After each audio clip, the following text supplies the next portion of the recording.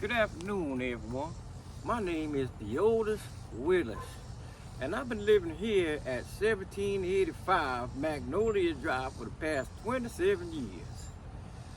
I was a sharecropper, then I was a truck driver. I'm retired now, so all I do is sit here out in my yard and watch what goes on in the neighborhood. Yeah, sitting out here better than watching TV sometimes. Yep, I tell you. Yeah, right down there. You see that house down there on the left? Yeah, that's Miss Molly and Mr. Benjamin. Yeah, they've been together for like 45 years, 45 long years. And they got 5 children together, so they say. But what I heard was none of them kids belong to them. They say one of them kids is the milkman, the mailman, the garbage man, the soda man, and the white man Billy. Yeah, the white man Billy. But you see, I ain't no snitch, and I ain't gonna be born nobody's spider. Yep.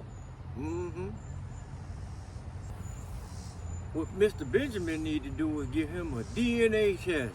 That Negro ain't mine. And Miss Molly gonna be a Dookie Creek, because they gonna find out that none of them kids belong to him. That white baby he got, he think he albino, but everybody in the neighborhood know that that's Mr. Billy kid. Yeah, white boy Billy been knocking that up since 1977. He said she's so good with what she do, she could suck a soda bottle through a goddamn straw.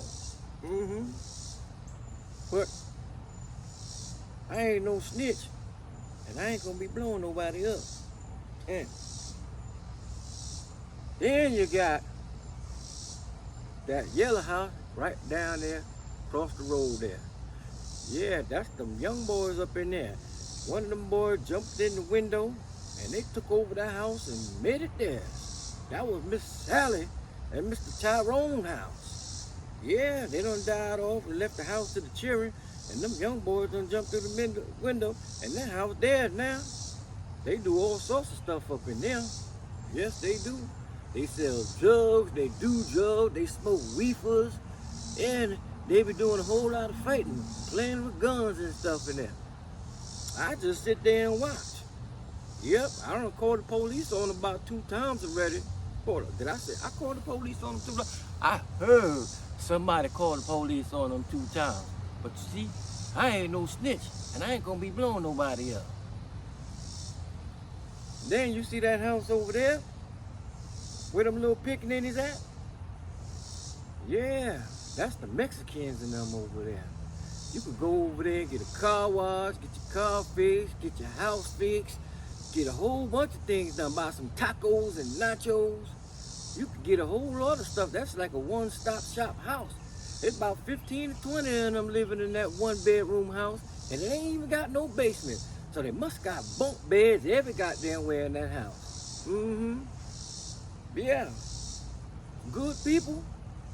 Cause one of them mow my lawn. Yeah, sure do.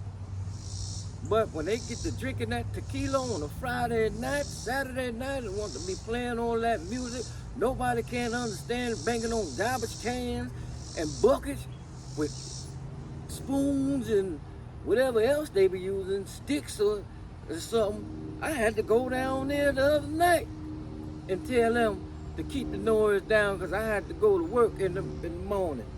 Yeah, I was doing a job for somebody, and I said, let me get some rest early. About 12 o'clock at night, them fools down there playing loud music and banging on garbage cans and buckets.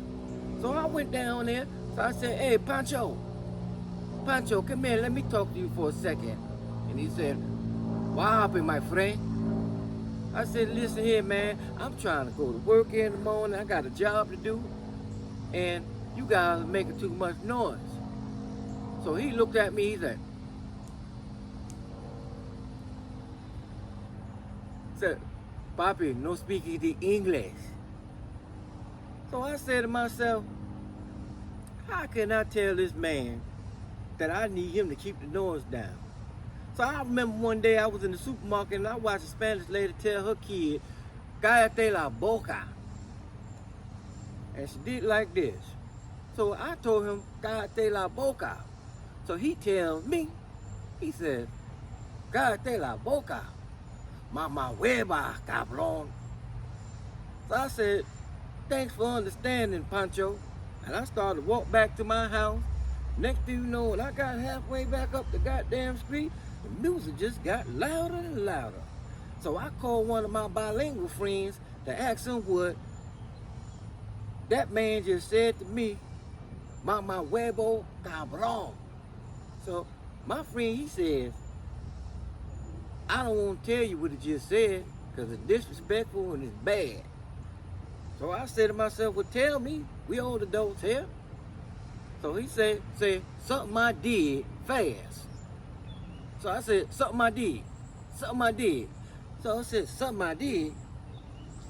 That sounds like something that my old lady do to me when we be doing our little thing in the goddamn bedroom.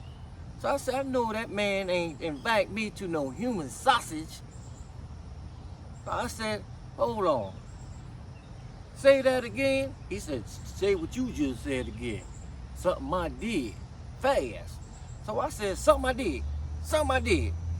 I said, oh no, this fool did. So I said, what the cabrón part mean? He said, asshole. So I said, he told me something I did, asshole. I said, you know something? My daughter bought me one of them new phones where they got the girl on there that you could talk to. So I said, Siri, call immigration. Yeah, I done called immigration about 2 times on them. Hold on, did I say I just called immigration on them? No, I heard somebody call immigration on them. Not me, because I ain't no snitch, and I ain't gonna be blowing nobody up. No, not me.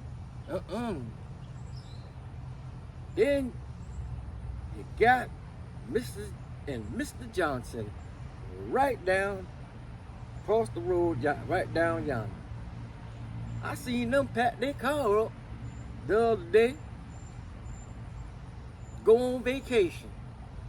And then I see a mover van come back about 7 hours later. So I see one guy get out of the moving truck, and he started packing their stuff up, moving all their stuff out. I seen him move the refrigerator, stove, microwave, kitchen table, the couches, even the kitchen sink. Yep, all their TVs and everything. So I said, I didn't know the Johnsons was moving. And they got him moving their stuff. I said, man, he's a bad to be doing all that stuff by himself. The boy had the damn refrigerator scrapped on his goddamn back. Yep, he sure did. But then when he was finished, about 30 minutes later, he moved all that stuff out in 30 minutes by his goddamn self. The next day around the same time, about 10, 11 o'clock at night, well, it was 10:45 that night, because I was still outside, sitting in my drawers like I normally do, watching what go on the block. So he come back out, and he carrying the pipes and the wiring for the electricity out of the house. I said, they doing renovation too, and they using them.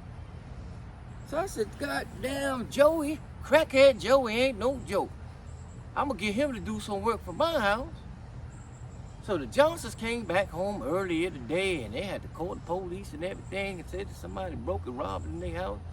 I said, that crackhead Joe, hold on, did I just say crackhead Joey named 2 times?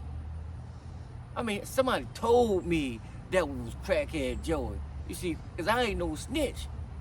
No, sir, I ain't no goddamn snitch. And I ain't gonna be blowing nobody up. But crackhead Joey, you going to jail. Cause somebody gonna tell on your ass. Cause if I see you, I know some of these other nosy motherfuckers down here done seen your ass too. Yeah. You ain't call the police. What you say? Why you ain't call the police? Why I ain't call the police? Didn't I say goddamn I ain't no damn snitch, and I ain't gonna be blowing nobody up? Let you tell it.